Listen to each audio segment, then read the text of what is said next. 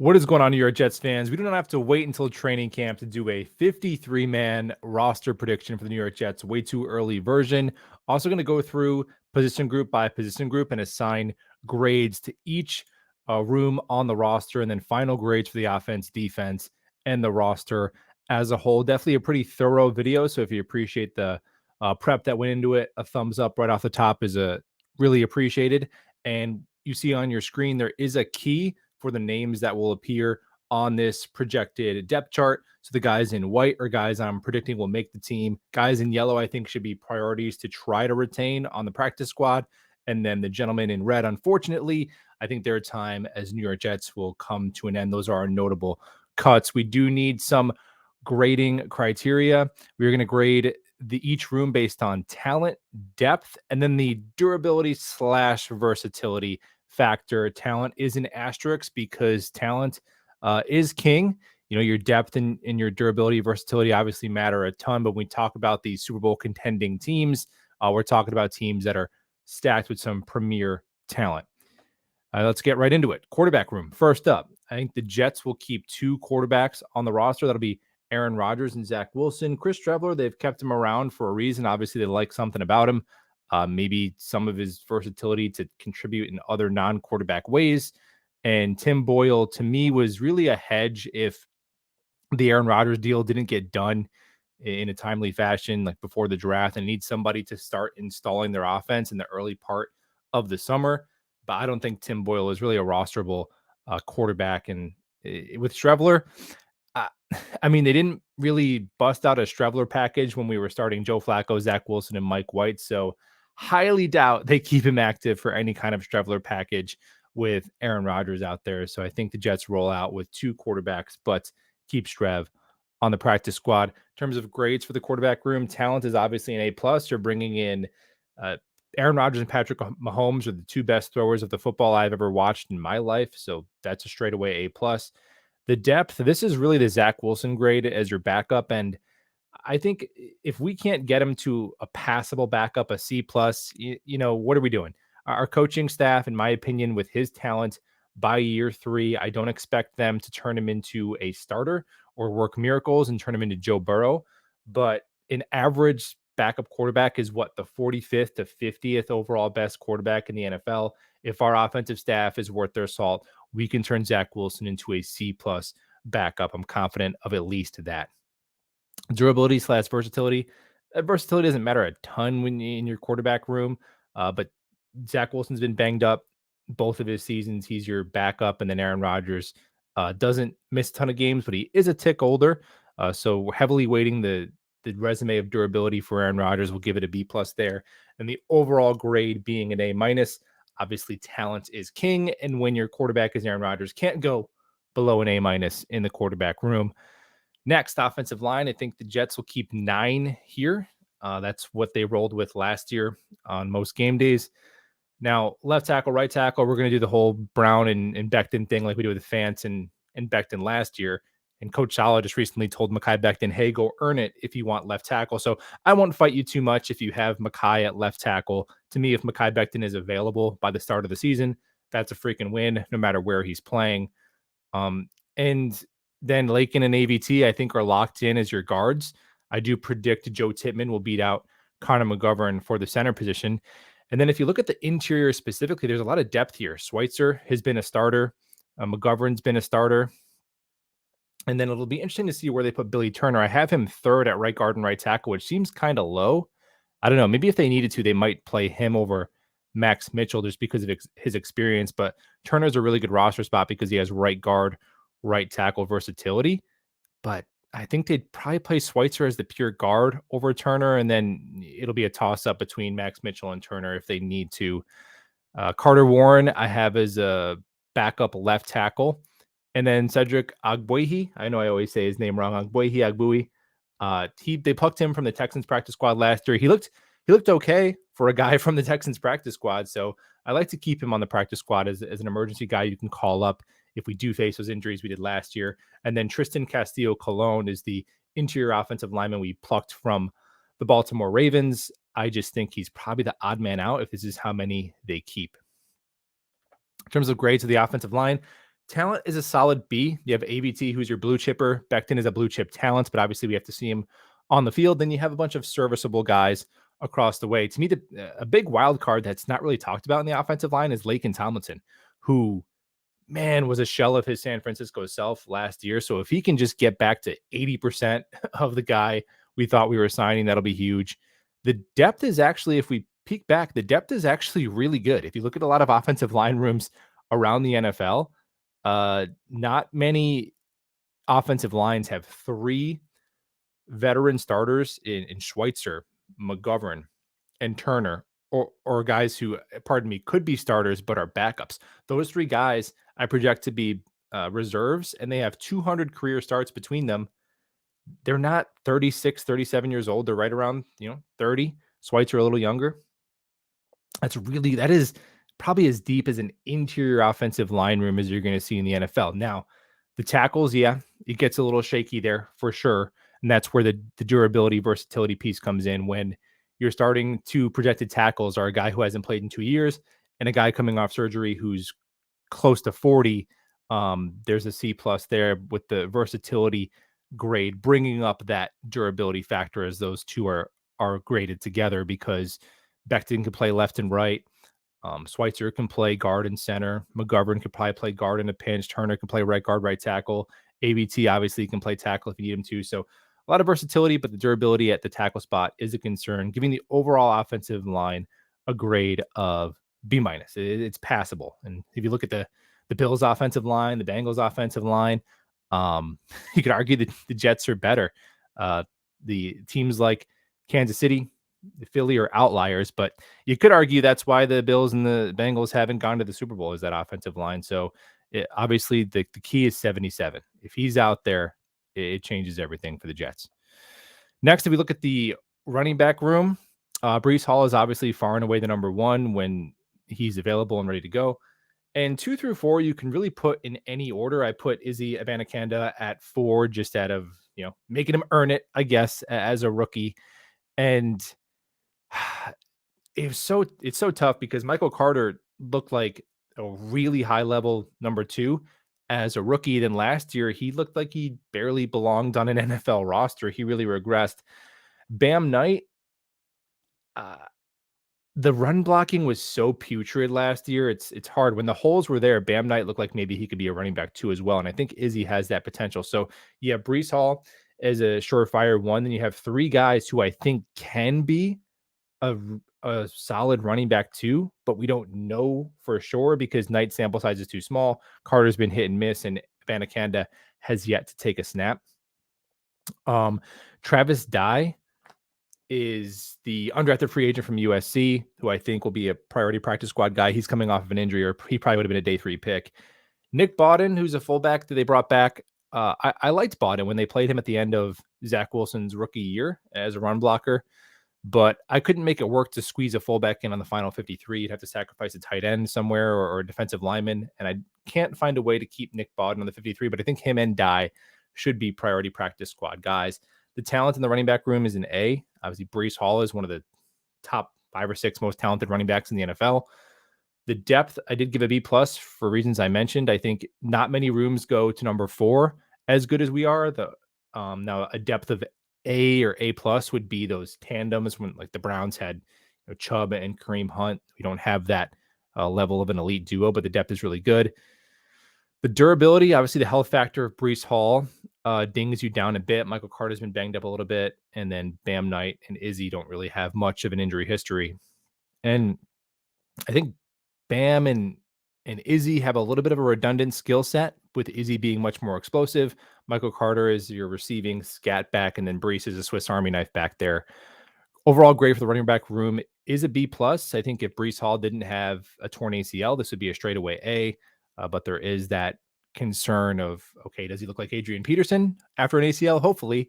But most running backs look like Saquon Barkley and Dalvin Cook with a post ACL tear. So overall grade of a B plus for the running back room. Really good there.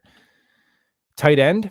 Not a lot of hot takes here. I think Conklin, Uzama, and Ruckert are all locks to make the team. And Zach Kuntz, this is wishful thinking. I hope the rookie can usurp Kenny Yeboah. The thing about Kenny Yeboah is he plays every single special team snap. And with Saleh, he defers to Brant Boyer with the bottom of these rooms. So cornerback number 6, wide receiver 5, and tight end 4. Brant Boyer gets to decide.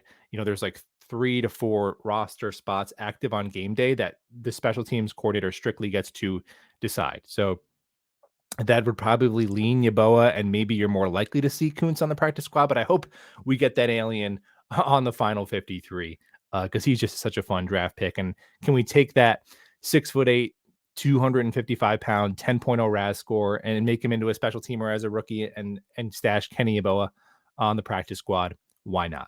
In terms of grades, I think the talent is a B-. There's not a game changer.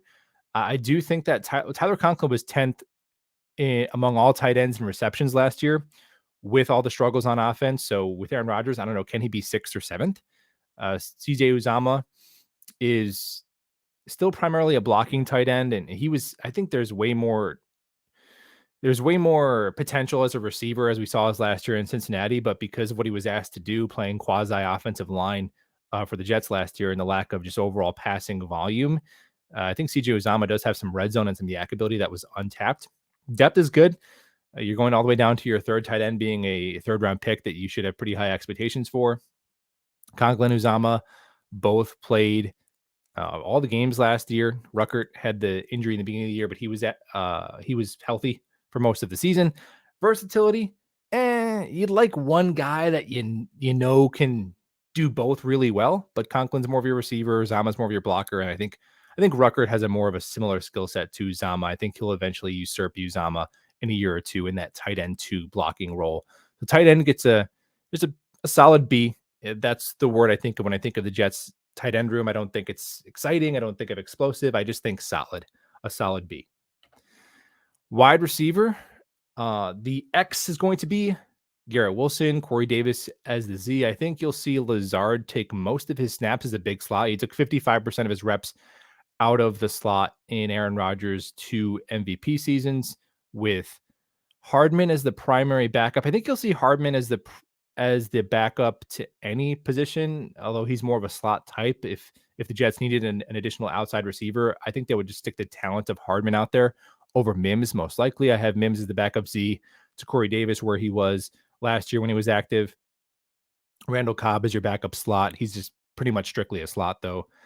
And then I think you're going to see a lot of roster spots on the practice squad designated to wide receiver. Irv Charles on the practice squad last year, I think he stays there. TJ Luther, who the Jets gave the biggest guarantee they've ever given to an undrafted free agent this offseason. And then Jason Brownlee, wide receiver, Southern Miss, who was projected to be a day 3 pick, big body. And I think between Brownlee and Charles, you have a pipeline there of guys who maybe can compete for roster spots next year with Corey Davis and Denzel Mims on the last year of their contracts. Wide receiver room has a talent of B+. There's your number 1, Garrett Wilson, who I think is going to be a certified top 10 receiver in the NFL now that he has Aaron Rodgers. And between Corey Davis now and Lazard, I think both of them at their best are 2s, but sometimes they look more like a 3. And Hardman is really perfectly slotted as your number 4. So I think the only way you get to an A is I'm thinking of those dynamic duo wide receiver rooms like in Philadelphia and Miami and San Francisco. But after those elite rooms, I think the Jets are right in that second tier of just a really solid above average wide receiver room. Depth is really good. Randall Cobb is your 5. Denzel Mims is your 6. The durability factor, you do have Hardman and Corey Davis, who were nicked last year. Those are the 2 main concerns. And there is versatility in the sense that Cobb and Davis, I think both can play big slot and play outside. And even Hardman has the speed to stretch the field vertically outside if you need him to. B+ for the wide receiver room.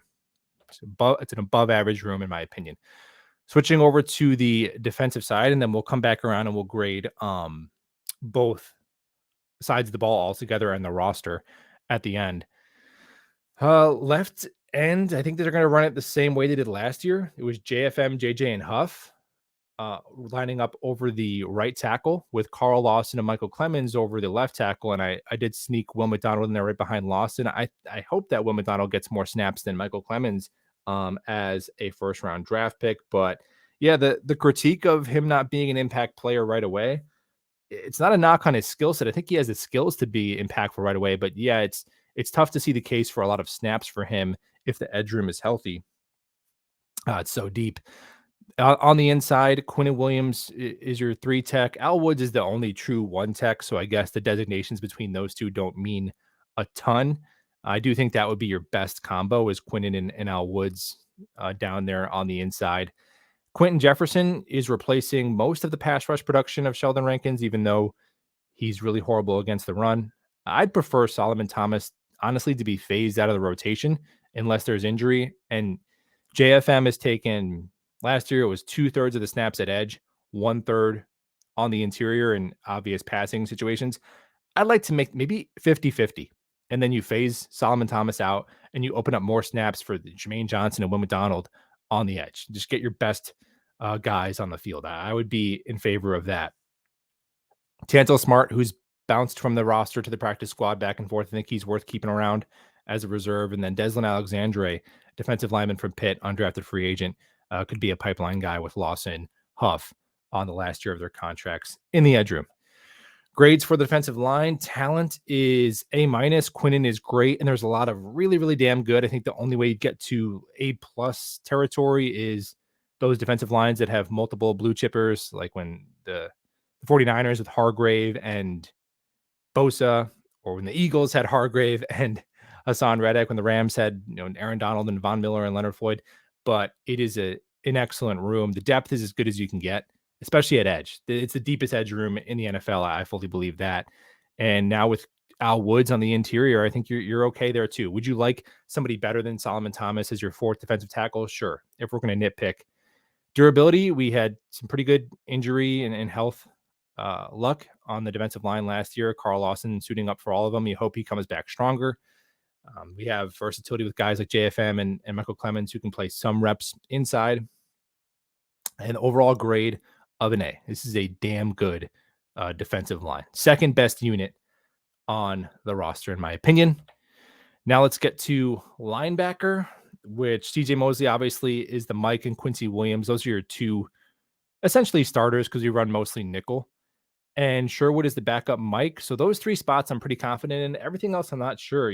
They haven't really give Sherwood much run as anything but a backup Mike linebacker, but I think he's just your 3rd best linebacker. So I put him as the backup Will. And I'm a bit of a Chaz Surratt truther.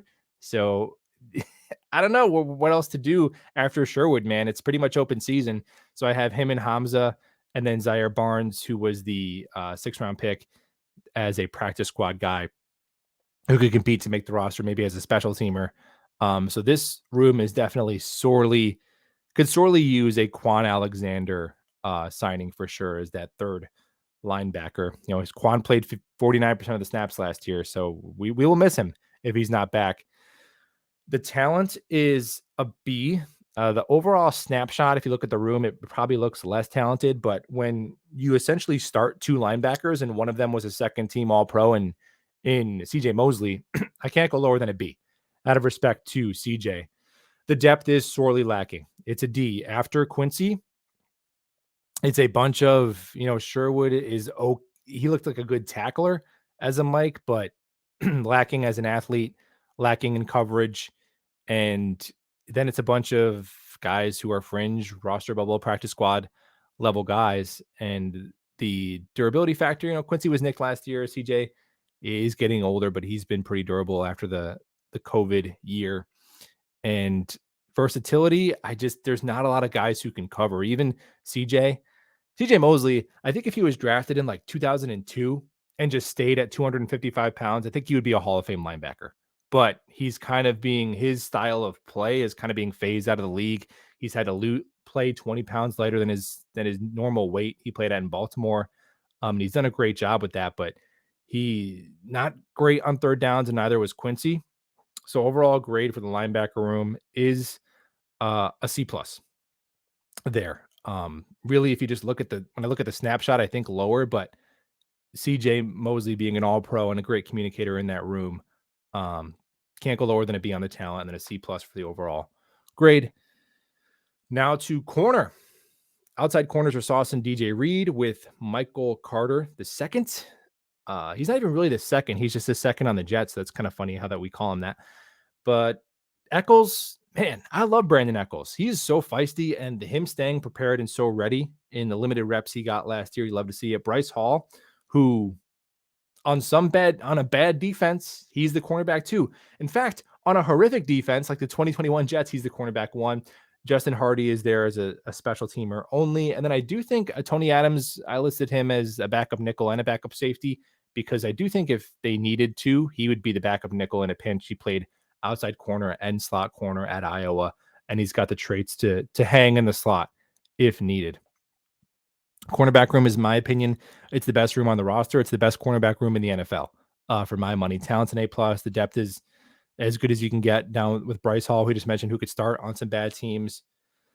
The versatility score doesn't matter a ton because they just play their corners straight up where they play them. Overall grade of an A+. It's an absolutely excellent room. Safety. Free safety, strong safety, put them wherever you like. Both Clark and Whitehead are more strong safety types, but I stuck Clark there at the free safety position with Tony Adams backing up Clark and then Ashton Davis backing up Jordan Whitehead.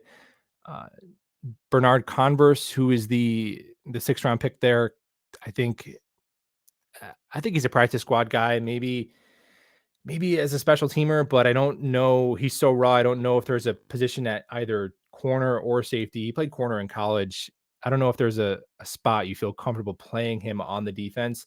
As a rookie, Trey Dean, who, man, at one point early in the draft process, people are saying 4th round draft pick, undrafted free agent from Florida.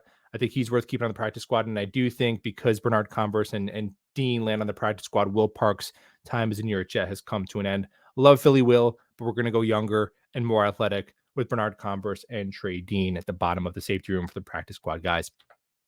In terms of grades, I do think this is the weakest position group on the team. With linebacker, I think a Quan Alexander signing gets us to a B-, and then we're okay at linebacker. Safety, the Chuck Clark is solid. Jordan Whitehead, he misses 15% of his tackles throughout his career. That's just what he does. It's just what you're getting. You're getting a box safety who's going to make some big hits, who's young, who's durable, but is just going to have a high missed tackle percentage and then bad in coverage. So if you miss a lot of tackles and you're bad in coverage, you're just not a good safety in the NFL. The depth, I'm a Tony Adams truther. I think, 2024 and beyond, Tony Adams is your starting free safety for the New York Jets, but I haven't seen that yet, so I have to be objective. I can't factor that into the grades too much, and Ashton Davis is really, you could argue he's not going to be on the roster at his $3 million. The versatility and durability, most of these guys have been pretty durable throughout their career, but the versatility is sorely lacking because your 2 starters are both essentially strong safeties. Grade of a C-. Could you see a John Johnson or Rodney McLeod coming in for $3 million and replacing Ashton Davis? Maybe. They have more true free safety skill sets, but then Ashton Davis does play special teams, so we'll see. This is a room that I think is going to remain the weakest room on the roster. But again, Quan at linebacker and maybe a John Johnson here, and maybe your safety room becomes a C and your linebacker room becomes a B-. Special teams, Greg Z is back as the kicker. Thomas Morstead is back as the punter. Kick returning experience, Hardman and Bam have it. I think Izzy could probably kick return for you as well. The longest tenured Jet, Thomas Hennessy, is here, and Justin Hardy is your primary gunner. Special teams grade, just a B. Here, I'm not going to get too far into the weeds on the different aspects of special teams. According to DVOA, the Jets were the 21st rated special teams unit last year, but their grade was destroyed by those 2 punt return touchdowns. One which 4 holding calls weren't called, and the other is just a horrible line drive punt by Braden Mann. So I do think you have an upgraded punter. You should have better field position, and you should be punting less, right? So I think the special teams is solid. There's no all-pro special teamers. There's no liabilities. It's a solid B for the special teams unit, in my opinion. Let's grade the overall roster. or I'm sorry, the overall offense, asterisk next to quarterback and offensive line, because those are weighted more heavily. And you could see the skill position groups are average to above average, giving the offense an overall grade of B plus, which last year's performance you would have graded at what, a D or an F. So some magic that Aaron Rodgers does here. You say you have Aaron Rodgers, you want your offense to maybe be an A minus, but I can't really see a spot where I would increase any of these grades throughout the offensive different groups. So B plus for the offense. Defense, the defensive line and cornerback room are weighted way more heavily. And I think that makes sense that those are the most important positions, just how the modern NFL is played and how our defense is run. And that's why the financial and draft capital investments have gone towards defensive line and corner. I think the Jets have made the trade-off and said, we're going to try and be good enough at safety and linebacker and have a hellacious pass rush and sticky corners. And that's what we're going to do. Again, a Quan Alexander or a mid-level free safety signing can bump up those rooms slightly, with the overall grade of a defense being an A minus. Again, those don't average out to an A minus, but not all the positions are weighted equally. And when you were a top 5 unit last year with no help from your offense, I can't go any lower than an A minus for the New York Jets defense. Overall, as a team, the offense was a B plus, defense was an A minus, special teams was a B, so the grade was a B plus. And does B plus sound Super Bowl bound? That's where coaching comes into play. B plus definitely gets you into the freaking playoffs. Just to comparison's sake, I did the same experiment with the Bills roster going through it, in my opinions, and they got a B plus as well. And Miami was similarly graded too, with their big factor being Tua's health. So yeah, it's going to come down to those head-to-heads versus Buffalo, coaching, who's healthy, who's hot, who executes down the stretch. I think you could probably count on one hand the rosters in the NFL that would get an A. Philly, Kansas City, even San Fran. How do you get? I mean, we don't know who their quarterback is going to be, so it's going to come down to coaching and just executing once you get into the playoffs. Unless there's horrific injuries, we're going to be a playoff roster. So a B plus for the New York Jets. That gets you a ticket to the dance, and then it's on us from there. Thanks for hanging out. Hope you enjoyed this one, and we'll talk ball soon.